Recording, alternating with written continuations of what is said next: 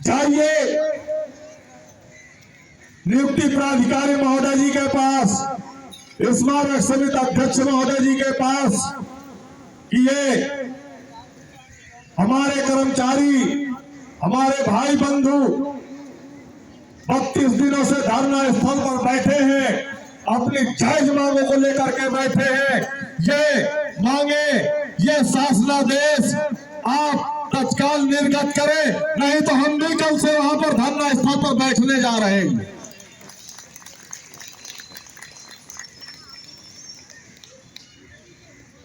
साथियों, ज्यादा समय नहीं लूंगा,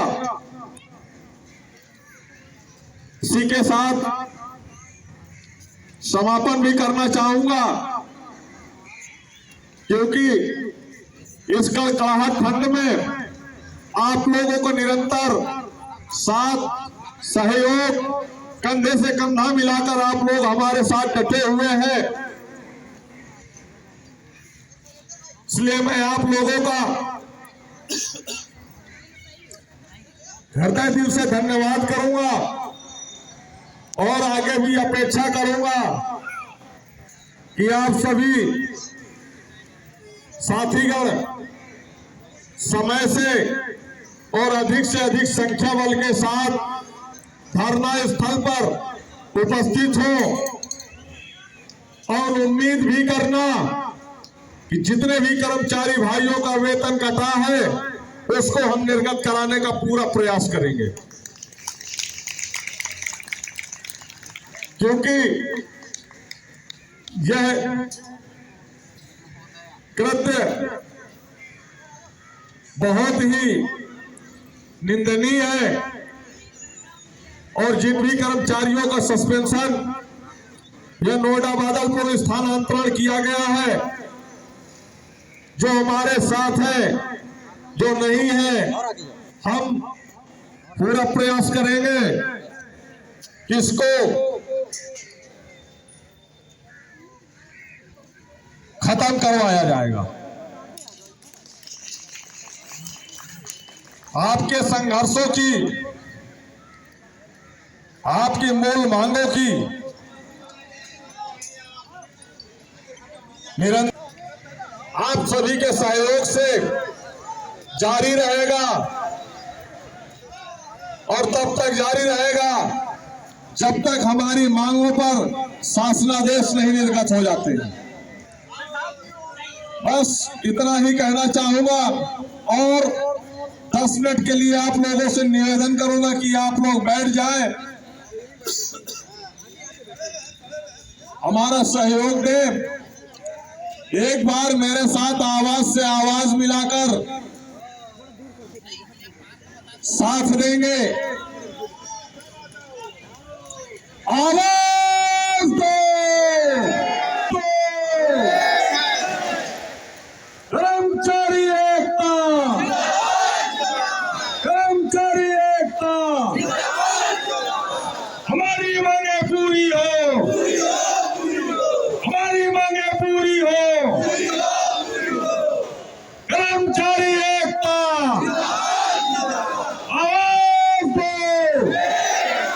आवाज दो, कर्मचारी एकता, हमारी मांगे पूरी हो, हमारी मांगे पूरी हो, कर्मचारी एकता, कर्मचारी एकता, आवाज दो, इंकलाब, इंकलाब, आवाज दो, हमारी मांगे पूरी हो, हमारी मांगे पूरी हो, कर्मचारी एकता, हमारी मांगे पूरी हो, हमारी मांगे पूरी हो, कर्मचारी एकता, कर्मचारी एकता। नियुक्ति प्राधिकारी महोदय जी को अवगत कराना चाहूंगा, साथ इस प्रदेश के मुखिया माननीय मुख्यमंत्री महोदय को संज्ञानित कराना चाहूंगा कि नियुक्ति वर्ष 11 से कर्मचारियों के प्रथम वेतन से 10% की कटौती की गई है। उस पैसे का समस्त कर्मचारियों को एक एनपीएस खाता खुलवाकर मूलधन, नियोक्ता अंशदान और समय समय पर जो ब्याज दरें तय की गई है वो पैसे को समस्त कर्मचारियों को अकाउंट खुलवाकर जमा करवा दिया जाए। एनपीएस खाता जो परिक्षेत्रों में वित्त प्रबंधक के चस्पा करवाई जा रही है, यह समाधान नहीं है। हमें हमारा पैसा हमारे अकाउंट में जमा करवाया जाए। यदि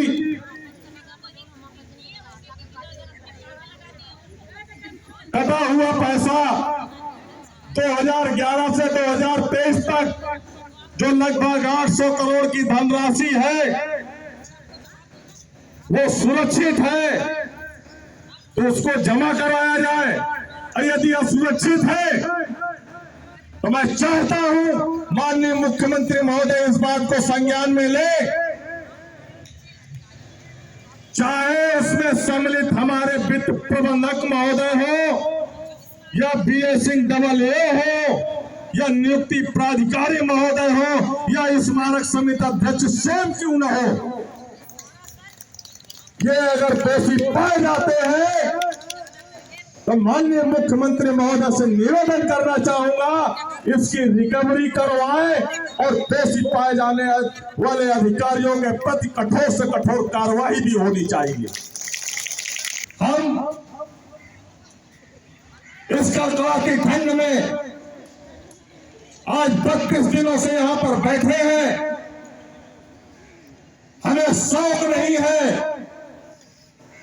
कि हम यहां पर धरना प्रदर्शन करें या धरना प्रदर्शन करने के हम आदी हो। अगर आपने मजबूर किया है तो हम आज मजबूर हो करके धरना स्थल पर बैठे हैं। हम जय जवानों के साथ धरना स्थल पर बैठे हैं। हमारा पुनरीक्षित वेतनमान ग्रेड पे 1300 और 1400 को ग्रेड पे 1800,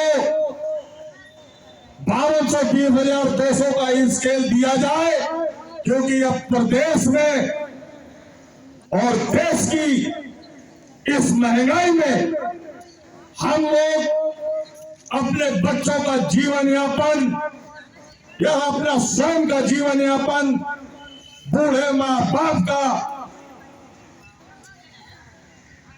गंभीर बीमारियों से ग्रसित होने के उपरांत सुचारू पूर्वक इलाज, बच्चों की शिक्षा और खान पान की व्यवस्था नहीं कर पा रहे हैं।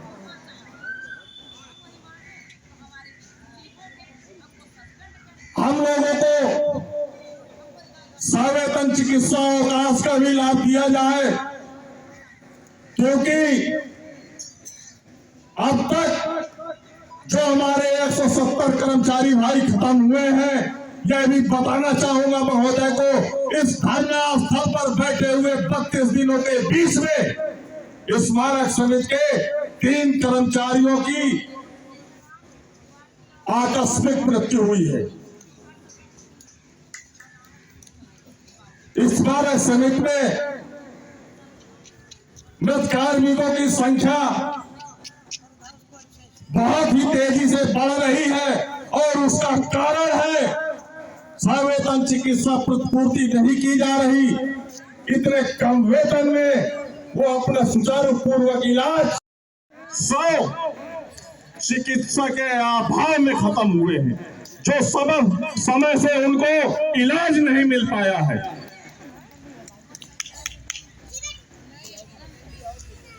हम 2016 जनवरी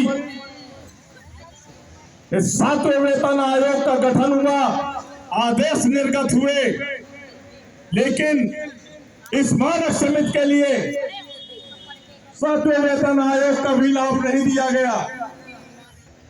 इस मानक समिति के कर्मचारियों के लिए कहीं एक कोई अलग व्यवस्था उपलब्ध कराए,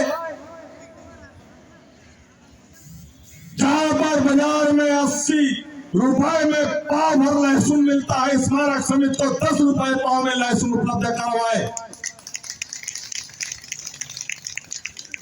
इस मानक समिति कर्मचारियों को 1200 रुपए का सिलेंडर मिलने वाला 300 रुपए में उपलब्ध कराए। हम अपनी मांगों को दरकिनार करते हुए धरना स्थल खत्म कर देंगे, धरना स्थगित कर देंगे। क्यों? हमारी ये आवश्यकताएं हैं और आवश्यकताओं से हमें वंचित नहीं रखा जा सकता है, क्योंकि जो भी हमारी मूल समस्याएं हैं, जो भी हमारी मांगे हैं, वो जायज है। यदि कोई सक्षम अधिकारी आकर के ये कह दे इन 12 मांगों में ये मांग आपकी जायज नहीं है, यह आपको नहीं दिया जा सकता, तो महोदय उस मांग को हटाते हुए बाकी की बाकी 11 मांगे हमारी पूरी कर दी जाए।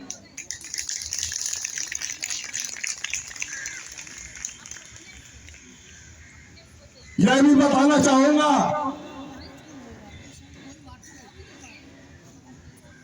कि सेना के सम्मान में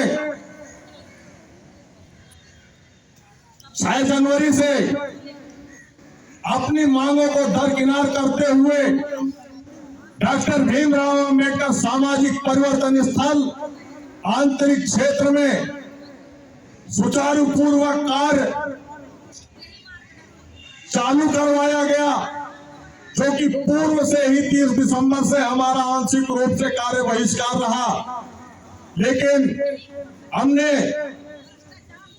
और हमारे स्मारक समिति के कर्मचारियों ने देश के सम्मान में, सेना के सम्मान में आंतरिक क्षेत्र में कार्य किया और सेना के कार्यक्रम को सफलपूर्वक संपन्न कराया।